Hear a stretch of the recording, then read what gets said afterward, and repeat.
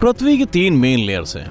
Core के 2 parts, घनी गर्म इनर कोर और पिघली हुई आउटर कोर। इसके बाद आता है मेंटल और फिर आती है थिन क्रस्ट। जैसा कि हम जानते हैं कि ये वो सरफेस है जो लाइफ को सपोर्ट करता है। कम से कम हमने तो यही सोचा था, क्योंकि अब वैज्ञानिकों को सॉलिड इनर कोर की गहराई में एक नई रहस्यमयी लेयर मिली है। पृथ्वी का आंतरिक कोर चंद्रमा के साइज के लगभग 2/3 है और निकेल और सॉलिड आयरन से बना है। ये बहुत ज्यादा गर्म है। हमारे प्लैनेट के सेंटर का टेम्परेचर सूर्य के सरफेस के बराबर ही है। आउटर कोर लगभग 10,000 फ़ारेनहाइट तक पहुंच सकती है। इसको एक्सप्लोर करना मुश्किल है क्योंकि हम वहां नहीं जा सकते और ये 3200 मील पिघली हुई मेटल और चट्टानों की गंदगी खिड़की से देखने जैसा है। लेकिन हम गर्म और प्रेशराइज्ड चट्टानों पर होने वाले लैब एक्सपेरिमेंट्स, साइज्मिक वेव्स के सिग्नल्स और कंप्यूटर मॉडल्स पर भरोसा करते हैं। जब एक भूकंप आता है तो यह साइज्मिक शॉक वेव्स भेजता है। वे वेव्स लेयर्स से होकर एक अलग स्पीड से ट्रैवल करती हैं, जो इस पर निर्भर करता है कि वे किस दिशा में जाती हैं और किस मटेरियल पर चलती हैं। नई स्टडी में वैज्ञानिकों की एक टीम ने 1 लाख गहरे भूकंपों का एक डेटा सेट तैयार किया। उनमें से कुछ सरफेस से 60 मील से ज्यादा नीचे थे। जब हमारे प्लैनेट के एक तरफ भूकंप आता है तो वैज्ञानिक उसकी वेव्स को दूसरी तरफ ट्रैक करते हैं। दूसरी तरफ आने पर वेव्स बदल जाती हैं, इसलिए वैज्ञानिक उन मटेरियल्स को समझने की कोशिश करते हैं जिनसे ये वेव्स गुजरी हैं। उन्होंने भूकंप की वजह से हमारे प्लैनेट के कोर में एक नई लेयर का पता लगा लिया। आमतौर पर शॉक वेव्स इक्वेटर के साथ ट्रैवल करती हैं, लेकिन नीचे की ओर वे पीछे हटती हैं और अलग अलग डायरेक्शंस में जाती हैं। किनारे की ओर लगभग 60 डिग्री। जब वेव्स इनर कोर से गुजरते हुए नॉर्थ से साउथ की ओर जाती हैं तो इक्वेटर के पैरेलल कोर की तरफ जाने वाली वेव्स के मुकाबले ज्यादा तेजी से ट्रैवल करेंगी। कोर को समझना बेहद जरूरी है क्योंकि इसी से हमारा मैग्नेटिक फील्ड बनता है, जो कि प्लैनेट को सोलर विंड जैसी चीजों से बचाता है जो सूर्य से आने वाले चार्ज्ड पार्टिकल्स होते हैं। 1960 के दशक में हमने पाया कि पृथ्वी हर 26 सेकंड में पल्सेट करती है। ये क्लॉकवर्क की तरह है, एक जायंट हार्ट बीट। जमीन थोड़ी हिल रही है लेकिन हम ज्यादातर इसे महसूस नहीं करते हैं। रिसर्चर्स अभी भी इसे ट्रैक कर सकते हैं। उनमें से कुछ सोचते हैं कि कॉन्टिनेंटल शेल्फ महासागरों के नीचे एक बड़ी लहर के रूप में आता है। For example, north America continent का सबसे ऊंचा हिस्सा गहरे अबिसल प्लेन में गिरता है। एक थियरी कहती है कि लहरें स्पॉट से टकराती हैं और रेगुलर पल्सेस पैदा करती हैं। यह हर तरह के ड्रम के होने जैसा है। आप उन्हें अपने हाथों से हिट करते हैं और गलती से उसे एक जगह मारते हैं, जो हमारे पूरे प्लैनेट को हिला सकने वाले हार्मोनिक बैंग पैदा करती है। अगर ये थ्योरी सही है तो हम लकी हैं कि इस तरह के कोई और स्पॉट्स नहीं है जो पृथ्वी को हिला सकें। अन्य वैज्ञानिकों का मानना है कि ये पल्सेशन इसलिए होती है क्योंकि क्रिटिकल स्पॉट के पास एक ज्वालामुखी है। आप चल रहे हैं, दौड़ रहे हैं, कूद रहे हैं, लेकिन जब आप रुकते हैं तो हमेशा ऐसा लगता है कि आप स्टिल खड़े हैं। असल में आप तब भी चल रहे होते हैं जब आप पूरी तरह से स्टिल हैं, क्योंकि हमारा प्लैनेट हमेशा मूव करता रहता है। आप यूनिवर्स में 1600 किलोमीटर की भी ज्यादा स्पीड से घूम सकते हैं। ये इस बात पर डिपेंड करता है कि आप कहाँ हैं। अगर आप इक्वेटर पर हैं तो आप सबसे तेजी से घूमेंगे। मान लीजिए कि आपकी उंगली पर बास्केटबॉल घूम रही है। बॉल की इक्वेटर को चेक करें।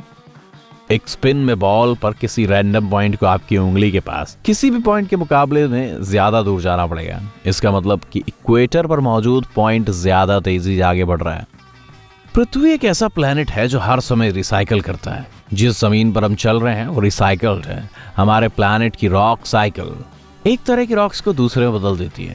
ये एक ऐसी साइकिल है जो चलती रहती है। हमारे प्लैनेट की गहराई मैग्मा से भरी हुई है। जैसे ही मैग्मा सरफेस पर बाहर आता है, ये कठोर होकर रॉक में बदल जाता है। टेक्टोनिक प्रोसेसेस जैसे वोल्केनिक एक्टिविटी, भूकंप, पहाड़ों का बनना, हमारे प्लैनेट के सरफेस को शेप देने वाले सभी दूसरे प्रोसेसेस उस रॉक को पृथ्वी के सरफेस पर लाते हैं। जब रॉक सरफेस पर होती है तो कटाव इसे शेप देता है और इसके छोटे टुकड़ों को काट देता है। फिर वो छोटे पार्टिकल्स जमा हो जाते हैं। ऊपर से आने वाला सारा प्रेशर पार्टिकल्स को कॉम्पैक्ट करके सेडिमेंट्री रॉक्स में बदल देता है, जैसे for example sandstones. Sedimentary rocks पृथ्वी के सरफेस के नीचे और गहराई में भी हो सकती हैं। चूंकि वहां बहुत ज्यादा हीट और प्रेशर होता है, इसलिए वो पककर मेटामॉर्फिक रॉक्स बन जाती हैं। वो एक बार फिर से सरफेस पर वापस जा सकती है और फिर से नष्ट भी हो सकती है। कभी कभी क्रस्ट प्लेट्स एक को दूसरे के नीचे धकेलती है और इस तरह रॉक्स एक बार फिर से मैग्मा में बदल सकती है। हमने अभी केवल 5% समुद्र को एक्सप्लोर किया है। समुद्र के साथ समुद्र तल के नीचे की लाइफ अभी भी एक मिस्ट्री है। हमारे महासागरों के नीचे जो सेडिमेंट्स हैं वो अलग अलग माइक्रो ऑर्गेनिजम्स का घर है जो समुद्र तल के नीचे 2.5 किलोमीटर की गहराई पर भी मौजूद है। पैसिफिक के कुछ हिस्सों में समुद्र तल के नीचे वॉल्केनिक रॉक्स के अंदर गहरे छिपे हुए माइक्रोब्स हैं जो सेडिमेंट के 870 फीट नीचे छिपे हैं। सरफेस पर लाइफ के मुकाबले में समुद्र तल के नीचे का बायोस्फीयर बहुत धीरे धीरे बढ़ रहा है।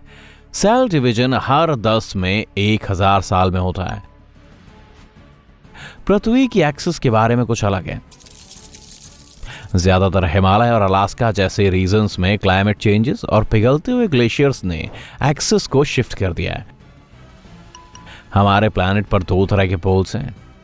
पहले साउथ और नॉर्थ मैग्नेटिक पोल्स हैं। वो बहाव और नेविगेशन जैसी चीजों पर असर डालते हैं। पृथ्वी जिस एक्सिस के चारों ओर घूम रही है वो एक दूसरी तरह का पोल है। ये समय के साथ थोड़ा शिफ्ट हो गया है, लेकिन हमें ठीक से नहीं पता कि क्यों। रिसर्चर्स ने पाया कि यहाँ पानी के मूविंग मासेस हैं जो पृथ्वी की एक्सिस को ईस्ट की तरफ धकेल रहे हैं। फॉर एग्जाम्पल, पानी के एक बेसिन को लें। अगर आप इसे आगे पीछे कर रहे हैं तो स्लॉशिंग के कारण पानी अपना वेट चारों ओर घुमाता है। ऐसा ही कुछ प्लैनेटरी लेवल पर भी हो रहा है। भूकंप कितना भी बड़ा क्यों ना हो, कोई भी इंसान कभी भी पृथ्वी के दूसरी साइड में भूकंप को महसूस नहीं कर सकता है। हालांकि कुछ लोगों ने ऐसा महसूस करने का दावा किया है। 2013 में कुरील आइलैंड्स के पास 8.5 मैग्नीट्यूड वाला एक भूकंप आया था। ये लगभग 650 किलोमीटर गहरा था। ये इतना ज्यादा तेज था कि ऑस्ट्रेलिया के लोगों ने भी जमीन को हिलते हुए महसूस किया। सबसे तेज भूकंप 1960 में चिले में आया था जिसका मैग्नीट्यूड 9.5 था। देश के कोस्ट के साथ साथ होता हुआ रप्चर जोन 500 किलोमीटर से लगभग 1000 किलोमीटर तक फैला हुआ था। अच्छा, 10 या इससे ज्यादा मैग्नीट्यूड वाले भूकंप नहीं आ सकते। जहां ये होता है वहां फॉल्ट की लेंथ पर इसका मैग्नीट्यूड डिपेंड करता है। फॉल्ट जितनी लंबी होगी भूकंप उतना ही बड़ा होगा। फॉल्ट प्लैनेट की क्रस्ट के एक हिस्से में आई दरार है। इसके दोनों रॉक्स हैं और वो एक दूसरे के आगे मूव करती हैं। हमें ऐसी फॉल्ट नहीं मिली है जो 10 या उससे ज्यादा मैग्नीट्यूड वाले भूकंप पैदा कर सके। अगर ऐसा हुआ तो ये हमारे प्लैनेट के ज्यादातर हिस्सों में फैल जाएगी। 12 मैग्नीट्यूड वाले भूकंप के लिए हमारे प्लैनेट से भी बड़े फॉल्ट की जरूरत होगी। हमारे प्लैनेट की एक साइड दूसरे के मुकाबले में ज्यादा ठंडी हो रही है। पृथ्वी में एक ऐसा सिस्टम है जो इसे अंदर से गर्म रखता है। सरफेस के नीचे अंदर गहराई में एक बहुत गर्म लाल लिक्विड ये घूमता है और साथ ही एक मैग्नेटिक फील्ड और ग्रेविटी पैदा करता है। इस तरह पृथ्वी की कोर एटमॉस्फेयर को प्लैनेट के सरफेस के पास रखती है। पृथ्वी भी सूर्य से हीट सोखती है।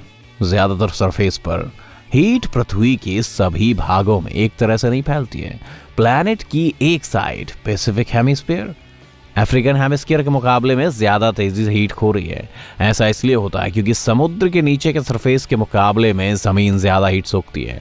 लैंड मास की तुलना में समुद्री तल ज्यादा पतला है। साथ ही पृथ्वी के अंदर से आने वाली हीट के कारण होने वाला टेम्परेचर भी घट रहा है और इसका कारण इसके ऊपर भारी मात्रा में ठंडे पानी का मौजूद होना है। बादल रुई के कुछ फूले हुए टुकड़ों की तरह नहीं है। उनका वजन 1 मिलियन पाउंड यानी कि 5 लाख किलोग्राम से ज्यादा होता है और वो हमारे प्लैनेट के टेम्परेचर को रेगुलेट करने में मदद करते हैं। अगर आप बादलों में से पानी की सभी बूंदों को सरफेस पर लाते हैं तो आप पूरे प्लैनेट को एक लिक्विड लेयर से ढक सकते हैं जो इंसान के बाल जितनी पतली होगी। ये बहुत ज्यादा नहीं लगता है, लेकिन ये पानी क्लाइमेट के लिए बहुत जरूरी है। अगर बादल नहीं होते तो टेम्परेचर भी ज्यादा होता है।